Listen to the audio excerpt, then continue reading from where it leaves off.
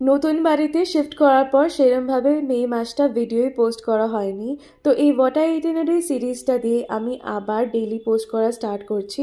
জামাই ষষ্ঠী উপলক্ষে আমার মা বাবারা এসেছিল 1 সপ্তাহের জন্য, আর তারা চলে যাওয়ার পর আজকে হলো ফ্রিজ খালি করার দিন। তো আজকে দুপুরে আমাকে আর কিছু রান্না করতে হয়নি আলাদা করে, চিংড়ির মালাইকারি ছিল আর একটা পমফ্রেট মাছও ছিল। তো এই দিয়েই আজকে লাঞ্চ সেরে ফেললাম। তার সাথে দেখছিলাম একটা সিরিজ, এইটা কে কে দেখেছো আমাকে কমেন্টসে জানিও। লাঞ্চের পর একটু আমও খেয়ে নিয়েছিলাম। এরপর বিকেলে বানাচ্ছিলাম কফি। আমি জেনারেলি কোল্ড কফিটাই প্রেফার করি, বাট এখন গলার অবস্থা খুব একটা ঠিক নেই, তাই আজকে গরম কফি বানাচ্ছিলাম।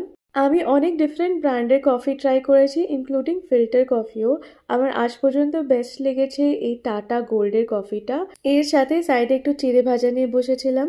আর উইকেন্ডে অন্তত একবেলা বাইরের খাবার না খেলে তো চলেই না, তাই রাতে একটা সাওয়ারডো পিৎজা অর্ডার করেছিলাম, আর তার সাথেই দেখছিলাম আমি একটা সিরিজ।